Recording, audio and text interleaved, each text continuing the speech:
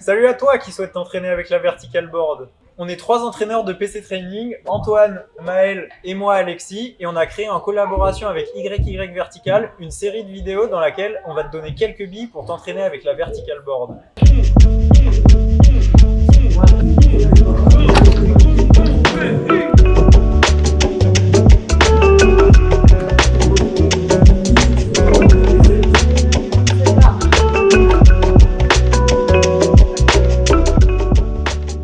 Dans cette vidéo, on va te parler de quelques principes d'entraînement.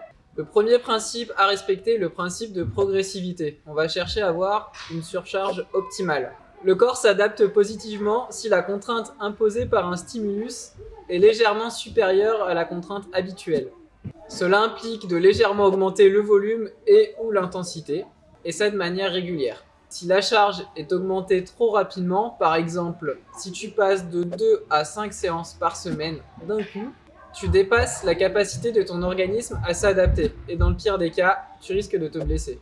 Si au contraire, tu augmentes trop faiblement ta charge d'entraînement, par exemple, tu vas garder le même entraînement pendant des semaines, voire des mois, tu vas pas créer d'adaptation et donc tu vas maintenir un même niveau. C'est la surcharge optimale qui permet de progresser sur le long terme sans te blesser et qui évitera aussi de plafonner.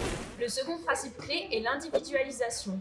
Pour avoir le meilleur rendement possible, il faut individualiser son entraînement, c'est-à-dire adapter les séances en fonction de ton objectif et de tes capacités. Il y a une phrase qui résume bien ce principe. Une chaîne est aussi forte que le plus faible de ses maillons. Il faut donc que tu agisses sur les curseurs qui te limitent pour atteindre ton objectif.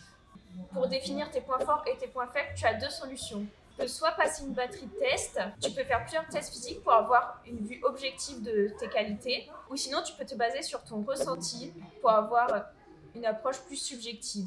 Le mieux, c'est de combiner les deux approches, si c'est possible. Ensuite, tu t'appuieras sur ces résultats pour construire ta planification. Le troisième principe, c'est le principe d'entraînement et de désentraînement d'une qualité. Ça peut sembler évident, mais entraîner une qualité va la faire progresser plus ou moins vite, et arrêter de l'entraîner va la faire régresser plus ou moins vite. Il faut donc prendre ça en compte pour planifier l'entraînement. Pour maintenir les qualités importantes, il faut prévoir des séances de rappel. Par exemple, tu peux faire une séance de force par semaine ou toutes les 2 semaines, comme ça te permettra de maintenir ton niveau de force tout en ayant du temps pour développer les autres qualités. Le dernier principe qu'on veut te présenter est le principe de spécificité. Ce principe est très important pour ne pas se faire surprendre à l'entraînement. Encore une fois, ça peut sembler évident, mais tu progresses dans ce que tu entraînes. Évidemment, on a une notion de transfert.